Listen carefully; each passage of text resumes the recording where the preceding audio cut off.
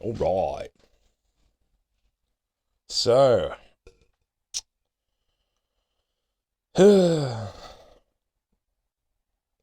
Spider-Man -1. No, no. Today we're looking at Madam Web. So, it's a thing. I had the very unfortunate displeasure of seeing what I might call the worst possible film of 2024. Like, I confidently think that it has no redeeming qualities. Even the much despised Sonyverse film Morbius shines like a masterclass in production compared to this near unwatchable mistake of a film. Yes, Madam Web. So, well, let's sort of dig into it a bit. I'm that law guy. Now, it's probably no secret. Sony Spider-Verse has given us many examples of how not to do a superhero flick. I mean, they couldn't even set the bar like any lower. Venom was subpar by the numbers origin story, and its sequel, Let There Be Carnage, was just a great waste of a Marvel property. Um, this is like some, oh, let's sew Deadpool's mouth closed in X-Men Origins kind of level badge stuff. Look what they did to my boy Cletus, man. Carnage, he was just so wrong. And I mean, I'd like to sit there and poke fun at Morbius and everything else that Sony's pumped out of this failed universe. But, I've just got to get through this thing.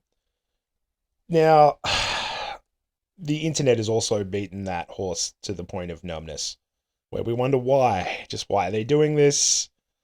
Like, I'm not going to be able to answer that with any certainty, but I would say money makes me tremble. Maybe creativity's dead. Oh, creativity's been dead a long time, and films like this just prove it. This bloody machine. Oh, okay. Where am I at? Okay, let me explain. This film opens in the Amazon with our title character's mum researching spiders in the Amazon right before she died. No, and straight away the audio in the first scene does not sync. It's so bad. Now I'm not a filmmaker, but then again, neither is anyone involved in this uninspired piece of shit. Now, who is Madam Web, you may ask? Well, Madam Web is Cassandra Webb, a character from the Amazing Spider-Man comics first seen in The Amazing Spider-Man 210 in 1980. A precognitive elderly woman who can see the future and is pretty much a supporting character for who pops up to warn Spider-Man. She's really not interesting in the comics. Even in the stories where they could have made sense, like in the cursed stage production of Spider-Man, Turn Off the Dark, they inserted a character Arachnid instead of wheeling out this geriatric, fucking generic harbinger of who gives a shit. Now, I don't know what was going through anyone's heads or how this was made past the pitch stage. And this film is basically, they got Madam Web, who's pretty much future babysitter for Spider-Man and for Spider-Women. And there's nothing here that makes sense, which is really odd. So it's written by Matt Sazma and Burke Sharpless, a duo who wrote such instant hits like The Last Witch Hunter, Gods of Egypt, and the previously mentioned Morbius. In fact, the only thing they've written that I've enjoyed, and only because it was so bad, but fun bad, was Dracula Untold for the failed Dark, what are they calling it? Dark Pictures, Dark something. Dark Universe. I'm supposed to have all the cool monsters. Anyway, everything they've done here is in some way terrible and franchise killing. I have nothing nice to say about the writing. This film makes a great case for ChatGPT, and that's about it. Now, moving on to the genius behind the camera here, S.J. Clarkson, and she's had a good career in television, and it shows. Um, you know, but what's happened here is it's laughably handled, flat, tone deaf, and she'd be better doing any generic cop show that goes on for 10 more seasons than it deserves to. She handles this brain dead story with efficiency and zero effort, flavor, or style to her work.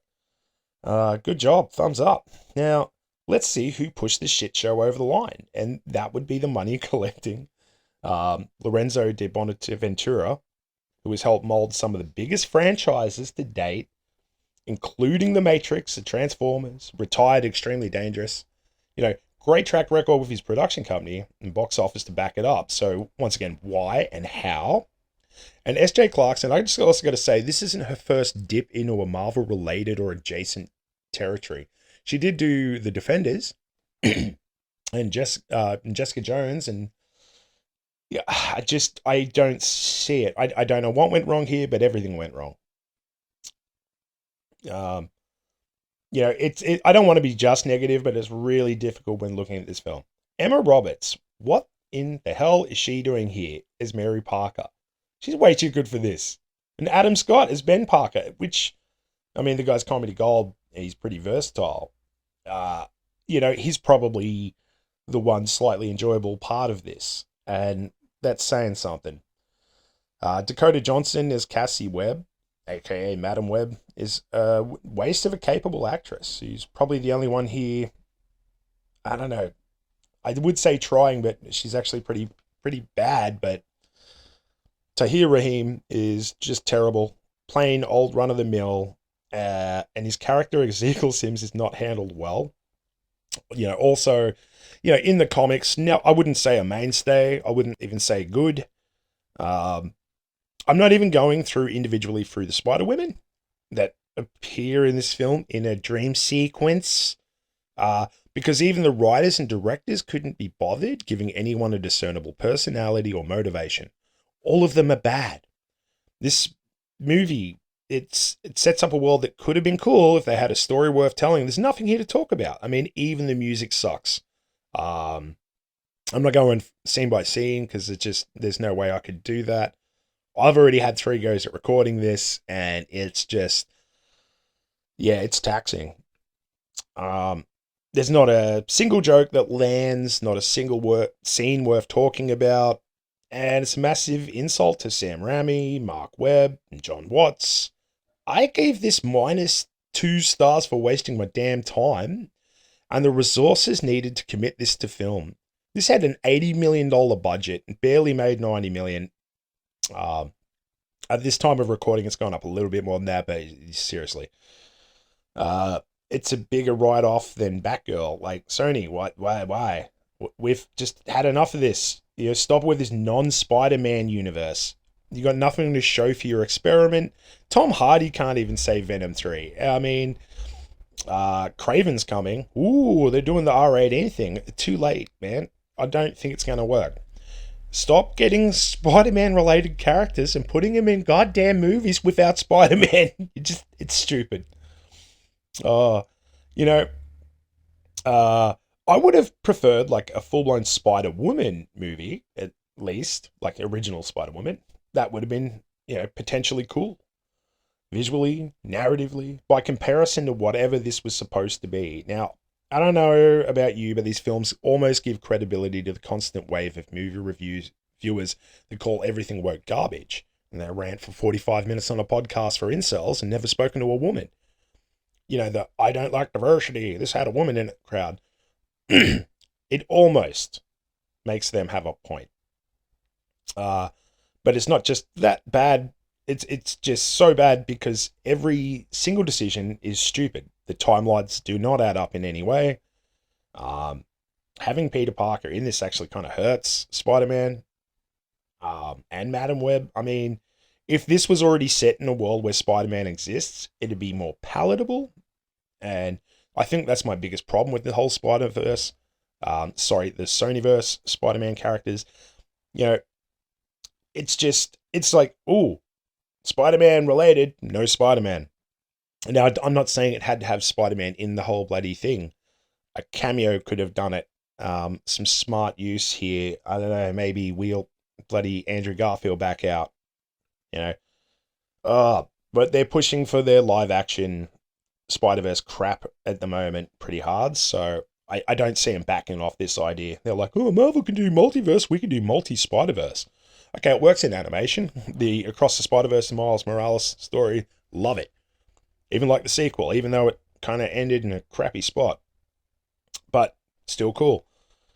Uh, it takes me back to the scene in Morbius. In the trailer, how it had Spider-Man depicted in graffiti, and they chopped it out due to the ongoing rights licensing. My biggest hate of this stupid film, like Morbius and Venom, is it suffers from terrible production, direction, marketing. I mean, honestly, how hard is it to keep some consistency in a shared universe? Now, I'm not saying the MCU is always amazing, but the DCEU is dead and being rebooted already after a clear path had been laid down by Marvel. I mean, they went ass backwards and look where they are now.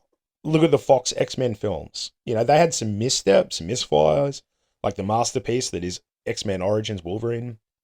But thankfully, they redeemed that later with a worthy adaptation. And I mean, there is no world that exists where this could be redeemed.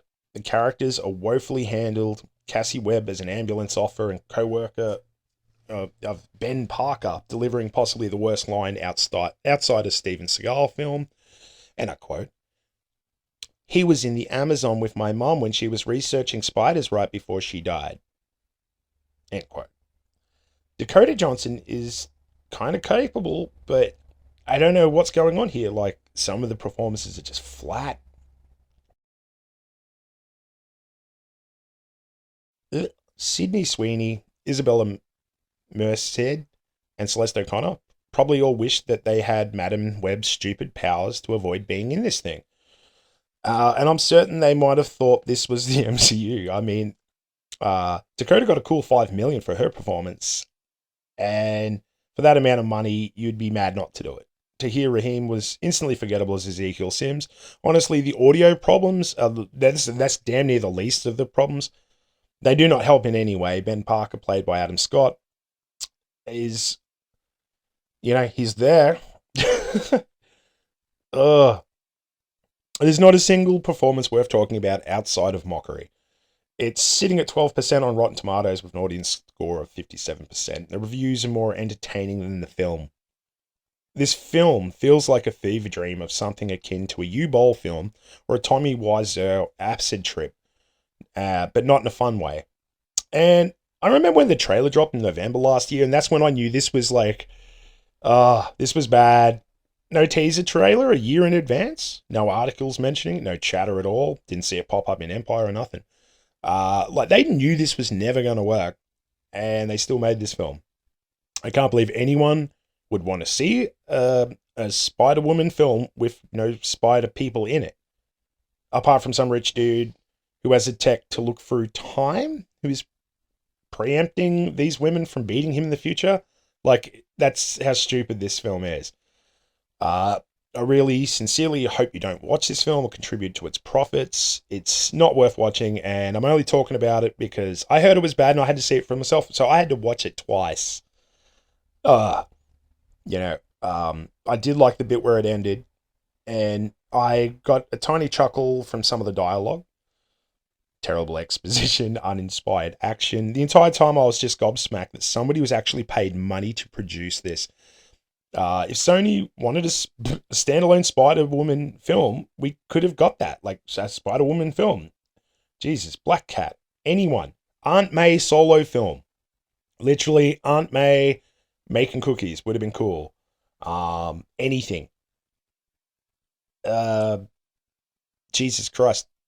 Just anything would have been better than this. It's such a half-baked misfire. I cannot find a reason to watch it further. It's not even in the category of it's so bad it's good. It actually, everyone complained when the Marvels came out. The Marvels is freaking amazing compared to this. And actually, I didn't mind the Marvels. I thought it was okay. Not popular opinion, don't care. Yeah. This looks like basically they were going for one thing and chopped and changed it halfway through and realized they hadn't shot enough coverage and had to fix everything with ADR, but fucked that up even. Yeah. I just wish they'd stop trying to make this shared universe work. That it's not working. it struggles to find its identity, this film. It could have fared better, I suppose, assuming people would have wanted it in the first place. Like a Spider-Woman movie could have been cool. Uh, Even the music choices here are like 25 years out of whack. And I mean, the young. Okay, I will give you a quick plot summary. Cassie Webb. Oh God, she's an ambulance driver. She works with Ben Parker. Now we know who Ben Parker is. It's Spider-Man's uncle, right? Um, and that's just so terribly clunkily handled. She starts having visions basically where she has to save these three teenage girls who just happen to be at the same place at the same time. Ugh. And, her awesome plan is to take them and hide them in the bush. And then they go to a diner and they dance a bit and then they get attacked. It's just stupid. The whole goddamn thing is stupid. The acting's so bad though. It's like no one knows what they're supposed to be doing. There's visible looks of confusion. There's I can't even say half-assed, quarter-assed, you know, um, performances here. Yeah, they got paid. And the good thing is, at least no one got hurt, you know what I mean? Like, everyone's kind of laughing it off, anyone involved in the damn thing. I just think it's like, this makes me wonder, like, how bad was Batgirl? How bad was Batgirl that got completely shit canned, and yet this mess of a film got released, right? I don't think Batgirl could have been so bad. Brendan Fraser, like honestly, why couldn't we get that? No, no, can't get that. We get Madam Frickin' Webb. Like, I would have written this one off for tax and probably saved, you know, a bit of money. But I think that they think that because it's this is Sony's big problem. This is why they'll never give up Spider-Man. Um, and I'd say this could have had something to do with the rights issues too. I did see somebody else pick up on that. I'm sorry, I can't remember who it was, but they'd said, by having Peter Parker in there, well, it is Spider-Man, and that probably could help them retain the rights for longer. But they shouldn't. They don't deserve it. No one is wiser because of this shitty film. Goodbye.